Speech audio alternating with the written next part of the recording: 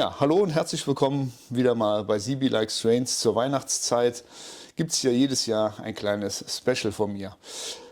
Ich habe natürlich wie immer keine Kosten und Mühe gescheut und habe mir Leute einfliegen lassen oder eine Person einfliegen lassen, die mir sehr, sehr am Herzen liegt.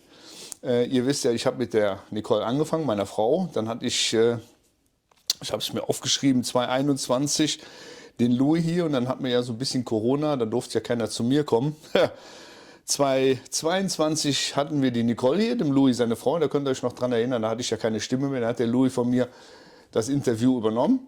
Und ja, jetzt merkt ihr hört, meine Stimme ist wieder da. Und ja, ich habe mir keinen geringeren eingefangen und aus Berlin einfliegen lassen als meine Tochter Mandy. Herzlich willkommen mit einem tosenden Applaus, meine Tochter Mandy. Hey. Ja, hallo, schönen guten Tag. Ich habe auch diesen Hund mitgebracht. Du hast den Hund mitgebracht, ja, der gehört auch mal dazu, die alte Rakete. Ja, Mandy, unser alljährliches Interview steht an. Ja, ich bin ganz aufgeregt. Ja, das denke ich mir. Man merkt das auch an der Couch, es vibriert alles hier vor lauter Puls und Herzschlag. Ja, du weißt, du kennst das Format ja so ein bisschen von mir. Dein Freund, der Robin, der hat ja auch selbst ein großes Format. Da könnt ihr unter anderem mal reingucken bei Gamery 93.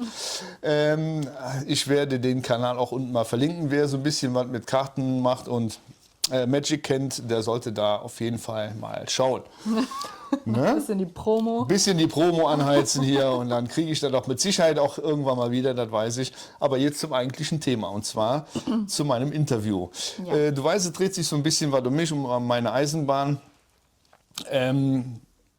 Du bist ja, damals hast du ja noch hier gewohnt, wie ich angefangen habe. Wie hast du überhaupt, nee, hast du nicht mehr hier gewohnt? Nee, ich bin gerade ausgezogen. Ich bin 2016 ausgezogen. Okay. Und es hat ungefähr 3 Wochen gedauert. Ja, ich bin ja da sehr schnell. Wie hast du denn davon erfahren, dass ich das machen will? Kannst du dich da noch dran erinnern? Weil ich kann mich da nicht mehr dran erinnern. Ich weiß es noch ziemlich genau. Okay, also ich jetzt bin kommt's. ausgezogen in eine WG nach Siegen, weil ich da ja studiert habe. Ja. Und ich glaube, ich saß irgendwie mit meiner Mitbewohnerin in ihrem Zimmer und wir haben so ein bisschen gequatscht und auf einmal klingelt mein Telefon. Also ich glaube, Stimmt, ja. als Vorgeschichte muss man, glaube ich, wissen, ich war 2014 bis 2015 Au-pair in den USA und habe da mit YouTube angefangen und habe das so ein bisschen dokumentiert. Und ihr habt das ja, glaube ich, auch dann auch immer sehr regelmäßig hier geguckt. Absolut. Und daher wusstest du, dass ich halt YouTube gemacht habe. So, und dann hat mein Telefon geklingelt. In Siegen? In Siegen. Und dann hast du mich angerufen und gefragt, so ja, ob ich dir mal erklären könnte, wie man das mit diesem YouTube macht. Ja, Und okay. ich glaube, ich habe dich erstmal ausgelacht. Weil, also ich würde schon sagen, du bist ein technikversierter Mensch, also im Gegensatz zu vielleicht anderen Leuten in deinem Alter. Aber da dachte ich, hört dein Wissen dann auch auf. Ja, da hatten wir ja auch noch keins. Ja. Aber ich tatsächlich, Mandy, habe das anders in Erinnerung. Ich weiß, dass wir, pass auf, ich weiß, dass ich irgendwann mal aus Aachen ja wieder kam und da hat die ganze Geschichte ja begonnen.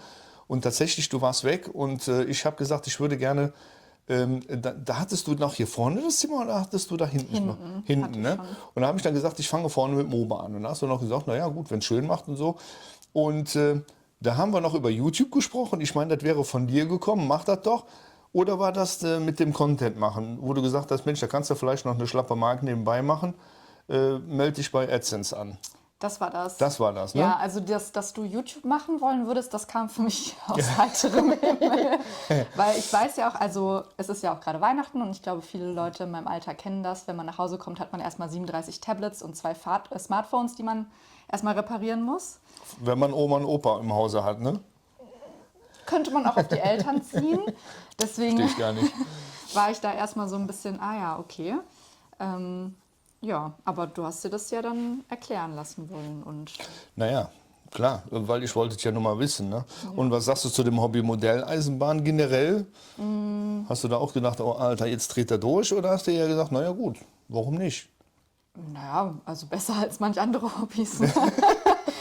Also ich habe halt keine Berührungspunkte mit Modelleisenbahnen gehabt bisher in meinem Leben. Und Ja, also ich bin gefühlt dann einmal wiedergekommen und dann stand dann unten die Modelleisenbahn. So Ja, das ging gefühlt. am Anfang relativ schnell, das Ja. stimmt schon, das stimmt schon. Zumindest mal das Grundgerüst war da und da war der Sascha ja da und da haben wir dann schon mal die ersten Gleise gelegt und das war, glaube ich, auch, ja, ich glaube so Mitte des Jahres so in den Herbst rein schon. Und klar, da warst du ja natürlich in Siegen. Man hat sich natürlich nicht mehr so viel gesehen, wie du, als wenn du hier wohnen würdest, ganz klar. Ne? Ja, Ja, aber ich finde es ein schönes Hobby. Also es ist, weil ich habe das Gefühl, es gibt dir unfassbar viel, dass du, also bist ja auch ein recht ungeduldiger Mensch so im Leben Ja, allgemein. stimmt. Und ich Das glaube, dass das halt schon dich daran geübt hat, so ein bisschen geduldiger zu sein. Und ja, finde, das ist also besser als, weiß ich nicht, Ja. jeden Tag in eine Kneipe gehen. Ja, was weiß ich, mein Geld kostet auch, aber Ja. ja, ich bin zu Hause Genau. und das stimmt, da hast du recht. Es ist nicht ja so gewesen, ich habe ja quasi jedem hier mal ein Zimmer geklaut. Ne? Erstmal der Mama ihr Arbeits- und Bügelzimmer. Ja? Dann habe ich dann irgendwann überlegt und habe gesagt, no, da willst du weg. Hintergrund war ja auch noch ein bisschen was, dass du ja immer noch wieder die Zeit haben solltest, nach Hause zu kommen. Du solltest ja immer noch dein eigenes Zimmer haben. Das hattest du jetzt hinten. Das war also das zweite Zimmer. Und dann habe ich dann gefragt, ich würde gerne dein Zimmer haben wollen und ich würde dir dann vorne das Zimmer wieder einrichten. Der erste Gedanke war, Nein. ja, man muss auch fairerweise dazu sagen, obwohl du weg warst, haben wir das Zimmer hinten eigentlich sehr, sehr gemütlich eingerichtet mit Teppich und wir haben das deinem Style gestrichen und das habe ich ja auch eigentlich so übernommen, habe ja eigentlich gar nichts dran gemacht. Ich habe das nur ausgeräumt, habe gestrichen, noch nicht mal gestrichen, glaube ich, und habe nur gestaubsaugt. Doch, die Decke habe ich noch mal neu gestrichen gehabt, das weiß ich noch. Ja, und das war dann. Das Grau ist ja geblieben. Ja, also es hat mich gar nicht, ich fand es eher verwunderlich, weil ich so das Gefühl hatte, dass das Zimmer, wo du als erstes drin warst, halt ja viel größer war. Und also ich habe halt nicht ganz nachvollziehen können, warum du jetzt unbedingt in das kleinere Zimmer, was auch hinten, es ist dunkler, also es ist halt nur ein Fenster, es ist mehr so ein, ja, ein Kabuff ist es nicht, also es ist schon größer, aber es ist Ja. Also schon ich sag mal, irgendwie von enger. den Maßen her ist es relativ gleich groß. Also Breite ist es etwas breiter, aber dafür ist es nicht zu tief. Da hast du recht. Aber das Zimmer hat einen Vorteil und zwar diese Nische, diese kleine Ecke, wo ich jetzt den Schreibtisch drin stehen habe. Und daher war mein Gedankengang, gehst du da hinten rein, es ist ruhiger, es ist nicht direkt an der Straße. Und ja, ich bin was weiter weg vom Schuss, das mag sein von der Familie her, aber gut, okay, wir haben uns ja bestens organisiert und von daher klappt das. Aber dann habe ich immer den Schreibtisch an der Seite und habe dann im Prinzip, das Zimmer war mir besser, war für mich besser, fand ich. Und deswegen habe ich das gemacht. Und deswegen habe ich abgerissen. Und da war natürlich noch die Zeit, wo ich dann gesagt habe, du, ich habe da so viele Fehler eingebaut, die möchte ich gerne ausmerzen und fange neu an, dann kann ich doch hinten im Zimmer. Ja, also jetzt, wo man es ja auch sieht, macht es ja auch Sinn, dass du halt auch quasi, du hast ja schon fast einen Kreis. Also du hast ja wirklich nur diesen kleinen Eingang, den man da hat und also Und da kommt bestimmt noch eine Brücke hin. die man dann so aufklappen kann. Zum auch. Beispiel, oder rausnehmen kann. Ja. Du könntest aber auch so eine hohe, wo man so durchgehen kann, wie so ein Türbogen, aber da fährt dann die Eisenbahn so drüber. Ja, aber die kann ja nicht so und dann auf einmal so einen Sprung Ja, machen. muss ja nicht so steil sein, aber da gibt es bestimmt irgendwas. Ein Wendel, Da ne? gibt's bestimmt ja, was. ja, natürlich. So, ja, genau. So, und dann, ich muss ein bisschen ablesen. Ihr wisst, ne, ich habe ein paar Fragen aufgeschrieben. Aber hast du damit gerechnet, dass ich da durchziehe bis zum heutigen Tag? Ich meine, wir sind schon ein paar Jahre dran. Und du weißt auch, wie du eben schon selber, ich bin eigentlich ein sehr ungeduldiger Mensch. Und das sind so Sachen, wo ich dann sage, du Alter, weißt du was, nee, da habe ich keinen Bock mehr drauf, die Scheiße. Aber dass ich da trotzdem durchgezogen habe, weil Opa und mein Vater sagt, ich hätte dir niemals so viel Geduld zugetraut und so viel Ruhe, dass du da diese Frimmelsarbeit hast. Ich meine, jeder weiß, ich habe ja so einen leichten Tremor in der Hand. Und Den ja. ich übrigens geerbt habe, danke dafür. ja, du kriegst nur das Gute von mir. Ja, die Sehstärke zum Beispiel. Ja. Nee, also du hattest ja so, als ich jetzt am Leben bin, schon so einige Hobbys. Immer mal wieder. Ja, das Aber ich habe stimmt. das Gefühl, ich bin irgendwann mal von der Schule gekommen, da hatten wir ein 2-Meter-Aquarium im Wohnzimmer. Da kam der Statiker und musste gucken, ob das getragen wird. Ja, stimmt. Da hast du recht. Nee, aber also ich glaube, also als du mit meiner Mutter drüber gesprochen hast, war ich auch erst so, okay, das scheint mir ein großes Hobby auch zu sein und auch ein teures Hobby. Aber du hast dann auch irgendwie direkt gesagt, ich hatte das als Kind irgendwie schon, wollte ich das Ja, mal genau, mit machen meinem Bruder oder hattest zusammen, du genau. sogar schon eine, weiß ich jetzt nicht. Deswegen fand ich schon, das hat sich so angehört, als würdest du da viel Zeit investieren wollen. Und ich meine, du hast auch irgendwie gesagt, dass eigentlich wolltest du warten bis zur Rente. Da erinnere ich mich auch noch dran. Ja, es sollte ein Rentenprojekt werden. Und ich hatte eigentlich gedacht, ich mache das schön langsam, so schön vor sich her. Aber wenn du mit diesem schönen Hobby dran bist, dann möchtest du natürlich auch mal was erleben. Dann möchtest du auch mal was Fertiges sehen. Und ich habe ja nicht direkt angefangen, sagen wir mal, mit einer Platte von 2 Meter mal 90. Und die bebaust die jetzt einfach mal, dass ich, sagen wir mal, nach einem Jahr schon mal einen Kreis habe mit ein paar Abstellungen und ein bisschen Landschaft. Nee, ich habe ja direkt Quadratmeter zugebaut. Ja, das war ja dann doch schon etwas mehr. Ne? Ja, das stimmt. Nee, aber also ich glaube, ich hätte nicht so gedacht, dass du es wirklich immer noch durchziehst, weil es sind ja jetzt auch 7 Jahre, fast schon 8. Ja, aber bin da auch froh drum. Also ich finde es schön, dass es jetzt nicht noch ein neues Hobby gibt, wofür ich nochmal umziehen muss. Dein Zimmer ist jetzt ganz weg, liebe Mandy, du musst jetzt, wenn du kommst, Ich ins mach Hotel jetzt ziehen. Zirkus. Genau, ich mache jetzt Zirkus. Genau. Du hast es dir ja auch mittlerweile schon mal angeguckt, unten stand heute oder gestern warst du ja mal unten. Was sagst du? Besser als die erste Version. Ja? Ja. Okay. Man sieht, dass es langsamer ist, klar, aber ich glaube, du investierst weniger Zeit als jetzt ganz am Anfang. Also du bist, glaube ich, Ja, ich mache auch langsamer, Genau. um halt einfach die ersten Fehler nicht mehr zu machen. Ja. Ne, schnell was fertig zu machen, damit es fertig ist, sondern dann wird es eben nicht fertig, dann dauert es halt eine Woche oder einen Monat länger. Wie auch immer, je nachdem, was du gerade machst. Ne? ja, aber ich finde es echt schön. Also, Ja? ja, voll. Gefällt dir. Also ich blicke da halt nicht so ganz durch mit der Elektronik und so. Naja gut, okay, das ist ja auch nicht deins. Aber Ja. das kann ich dir ja nochmal in Ruhe zeigen. Dann Danke. lassen wir mal was fahren. Ja, Und dann genau. machen wir mal das Licht an der Bahn. Ne? Die Vielleicht Leute kann ich wissen dann ja, ja auch mal eine bauen zu Hause. Nee. du würdest mich zu einem glücklichen Menschen machen, wenn meine Tochter eine Modelleisenbahn baut. Aber vielleicht mit dem Robin. Und ich habe ja gehört, oder ich weiß nicht, darf ich das jetzt so offiziell verkünden? Was? Ach so, ja, Ja, sicher. also meine Tochter hat sich gestern geklingelt. Da hat es geklingelt, ne? Verlobt und mit ihrem Freund, klar, logisch, ne? Und da freue ich mich sehr drüber, weil irgendwann möchten wir auch Nachwuchs haben, also meine Frau und ich. ihr. Ach Ne? Und das wird dann eine Charlotte, da nerven wir also schon seit mehreren Monaten und von daher, nein, seit mehreren Jahren schon, ne? Ja.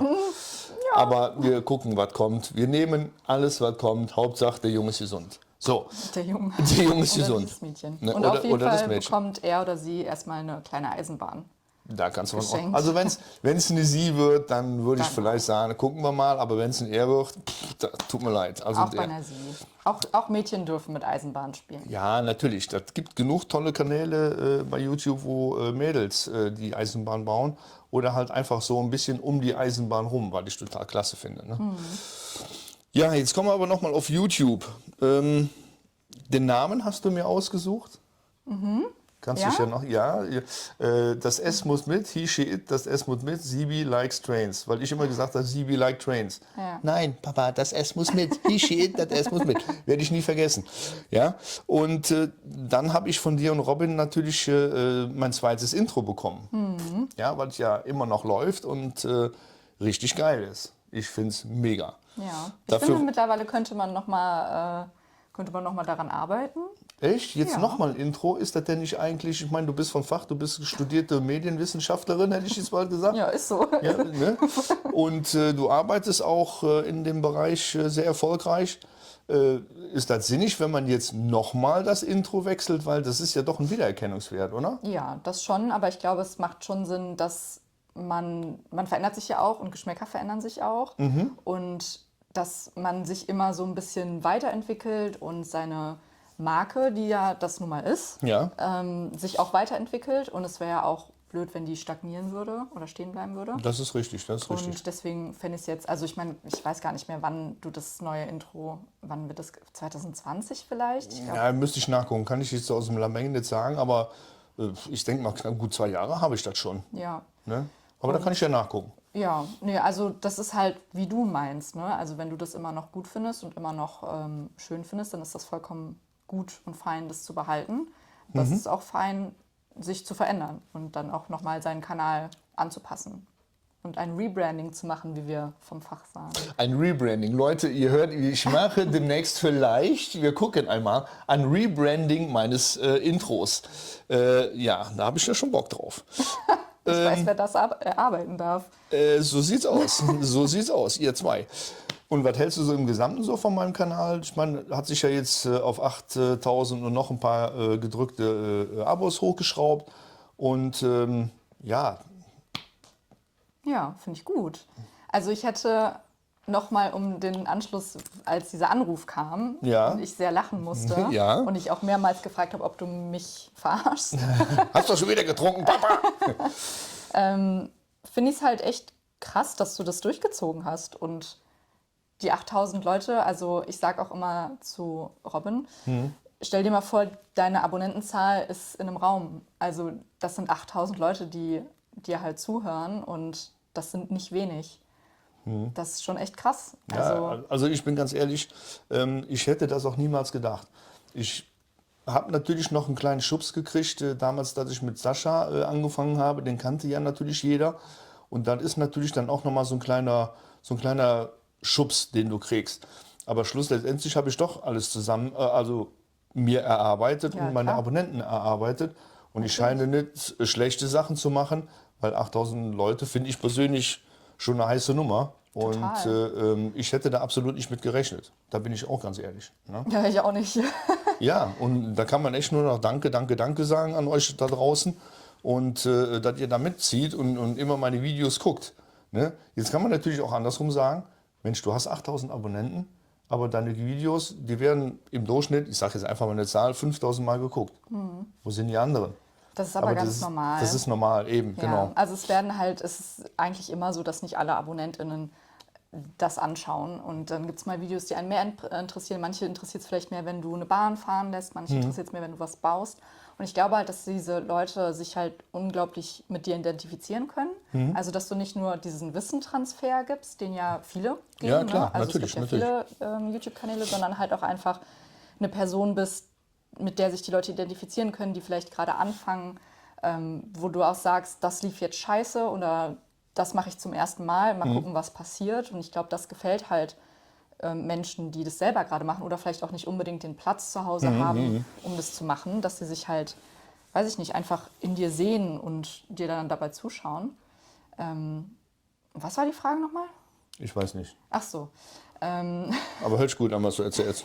Ja, Nein, also es war ich find's halt- die Frage war, dass dann einfach nicht immer die 8.000 Leute gucken, sondern, sagen wir mal, vielleicht die Hälfte oder... Ich meine, klar, ich habe natürlich auch Video, wo ich das Wasser mache mit über 90.000 Klicks, aber mit der Zeit, ja, klar. Und ich habe auch Videos, die halt einfach nur um 1.000, 1.500 Mal angeklickt worden sind. Und dann ist dann einfach, ich denke, genau so ist das. Der eine guckt das gerne, der andere guckt das gerne. Und deswegen hast du so eine bunte Mischung von den Zuschauern, die du halt einfach hast. Genau. Und es gibt ja auch super viele Leute, die dich gar nicht abonnieren und dann durch ihre For You-Page auf deine Videos aufmerksam. Genau. Also es ist ja auch eine, wahrscheinlich, ich kenne deine Analytics jetzt nicht, aber eine sehr große Spaltung zwischen abonniert und einfach durch Vorschläge gefunden. Aber ich finde, für die Nische Modellbahn, die ja eigentlich unglaublich klein ist, ist es halt schon, sind es schon viele Gute Leute, Zahlen, ja, ne? total, ja. Ja, Ich danke finde, da schön. könnte noch ein bisschen mehr kommen an Content. Bin ich, glaube ich, nicht die Einzige, die das so sieht. Ja, ich habe über den Sommer relativ wenig gemacht und auch die letzte Zeit was weniger wie sonst, das weiß ich auch. Aber da waren auch so ein paar Sachen, die halt einfach im privaten Bereich vorgefallen Ja. sind. Und die geben mir halt einfach vor, da kann es sein, wie es will. Also, Ja, das stimmt. Ne? Und von Und ich daher, meine, es soll ja weißt es Spaß machen. Genau, es soll Spaß machen und kein Muss sein. Und du weißt ganz genau, was gerade im Moment los ist. Und von daher, glaube ich, ist das eine ganz gute Mischung. Ja, total. Also du stehst dem Hobby, das wäre jetzt so meine nächste Frage, wie stehst du zu dem Hobby? Du stehst eigentlich positiv gegenüber und findest das gut, was ich mache? Ja, voll. Also ich finde irgendwie das Wichtigste oder das Schönste, was ich jetzt so beobachten konnte, sind einfach die Freunde, die du gefunden hast. Also Das stimmt.